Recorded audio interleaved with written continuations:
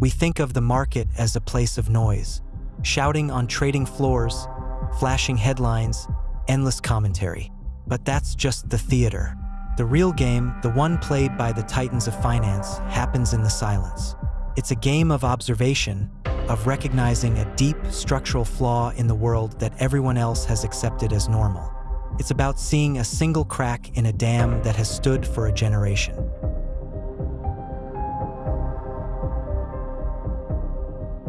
In late 2012, while the world was looking elsewhere, two men were staring at that crack.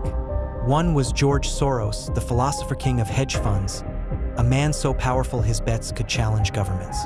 The other, his former protege, Stanley Druckenmiller, a trading prodigy with a reputation for betting with near-psychic conviction. Independently, they were watching the world's third-largest economy, Japan, and they saw something that everyone else was missing. They saw that an entire nation was on the verge of a state-sanctioned financial revolution, and they realized they could get in on the ground floor. This isn't just a story about a great trade. This is the story of how two minds, operating on a different plane, orchestrated $1 billion checkmate against the consensus of the entire world. Get free access to our online trading course in the description and in the pinned comments. If you want to learn more about ETFs, more about the foreign exchange market, and more about basic financial literacy, then this is a must for you. Be sure to download it. To understand the sheer genius of this trade, you have to understand the gilded cage Japan had built for itself. After the insanity of the 80s bubble, the Japanese economy didn't just slow down. It entered a state of suspended animation. For 20 years, it was haunted by the ghost of deflation. Think of it as economic quicksand. The longer you're in it, the harder it is to escape. Prices fall, so people wait to buy. Because people wait, companies can't make money, so they lower wages. With lower wages, people have even less to spend. It's a cycle of decay. But here's the paradox. While its economy was dying, its currency, the yen, became a global superstar. Why? Because in a world of chaos, Japan was stable. It wasn't growing, but it wasn't going to implode either. So, when the 2008 financial crisis set the world on fire, global capital needed a bomb shelter. And they chose the yen. This flood of money made the yen incredibly strong. For a nation of exporters like Japan, this was like trying to run a marathon with a ball and chain. Every Toyota, every PlayStation sold abroad brought back fewer yen. It was strangling their biggest companies. The government was powerless. They had a zombie economy and a superhero currency. They threw money at the problem, building bridges to nowhere, but it was like trying to fill the ocean with a bucket.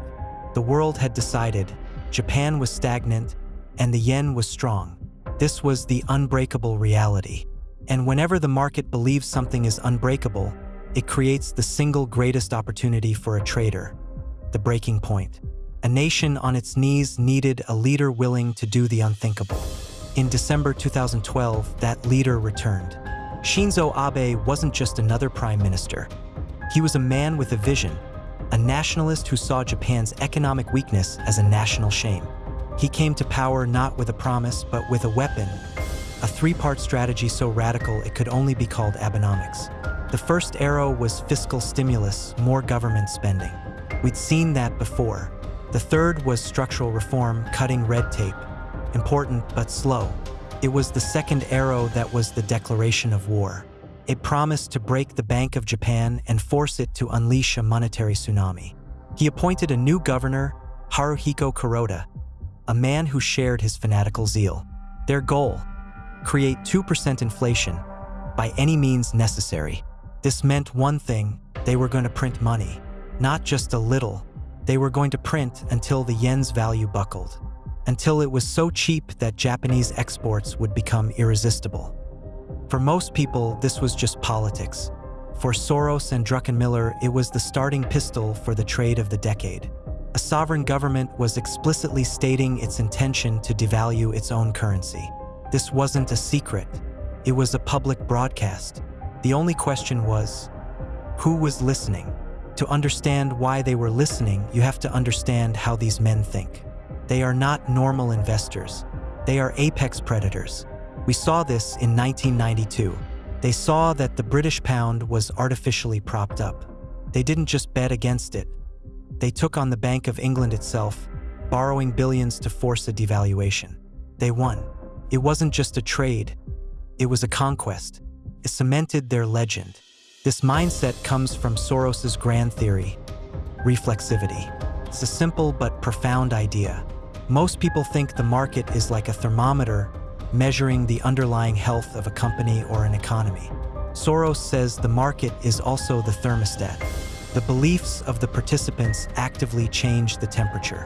If everyone believes the yen will fall, they will sell it. That selling causes it to fall, which reinforces the belief, creating a feedback loop. Abenomics wasn't just a policy. It was a trigger for a global-scale reflexive event. Soros didn't need to predict the future. He just needed to understand the loop. Druckenmiller adds the killer instinct. He's famous for his philosophy of concentrated, high-conviction betting. When he sees a setup this perfect, a clear government signal, a fundamentally mispriced asset, and a market that's asleep at the wheel, he doesn't just invest. He swings for the fences. He leverages up and bets the house. For both men, the yen in 2012 was the fattest pitch they had seen in over a decade, and they were ready to hit a grand slam. So how do you build a weapon to bet against a country? You use two of the most powerful tools in finance, shorting and leverage. Shorting is simple. You borrow something you don't own, sell it, and hope the price goes down so you can buy it back cheaper. In this case, they borrowed trillions of yen. They sold them instantly for dollars. Then they waited. But they didn't just use their own money. They used leverage. For every dollar of their own capital, they might borrow 10, 20, or even 50 more. This magnifies everything. A 10% drop in the yen could mean a 100% or 200% profit. It also magnifies risk. If you're wrong, you get wiped out. But they weren't wrong. To make the trade even more elegant, they executed the second leg. They took the dollars they got from selling yen and bought Japanese stocks. They knew a weak yen would be rocket fuel for the Nikkei. It was a brilliant pincer movement. They would make money on the yen falling and make money on stocks rising. It was a trade with a built-in hedge. They started building this colossal position in late 2012. Then, in January 2013, Soros went to Davos and essentially announced his trade to the world. It was the ultimate power move. He was telling every other hedge fund on the planet, "I'm in. The water's warm. Join me." And they did. The whisper had become a roar. The result was an avalanche. The reflexive loop was now a raging inferno. The selling begot more selling. From 80 to the dollar, the yen blew past 90. It shattered the psychologically crucial 100 level in May. By the end of the year, it was trading at 105. A more than 25% collapse in a major global currency in 1 year. In the stately world of foreign exchange, this is the equivalent of a supernova. For the followers, the hedge funds who jumped on the bandwagon, it was a great year. For the Japanese importers and consumers, it was a painful shock as the price of everything from oil to iPhones went up. But for the architects, for Soros and Druckenmiller, it was the sound of inevitability. It was the beautiful, clean execution of a flawless thesis. Get free access to our online trading course in the description and in the pinned comments. If you want to learn more about ETFs, more about the foreign exchange market, and more about basic financial literacy, then this is a must for you. Be sure to download it. By February, Soros's fund was already up nearly $1 billion on the trade. By the end of the year, it was a key driver of his $4 billion in personal earnings. It was, without a doubt, the trade of the century. So what do we learn from this? This wasn't about a lucky guess. It was about a fundamental truth of markets and human nature. The majority is almost always wrong about major turning points. We are creatures of habit, anchored to a reality that has already passed. We fight the last war.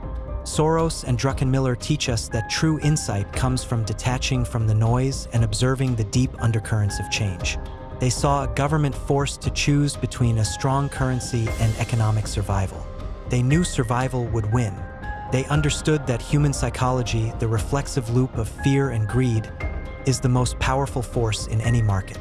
They didn't predict the future. They simply opened their eyes and saw the present more clearly than anyone else. And for that, they were rewarded with billions.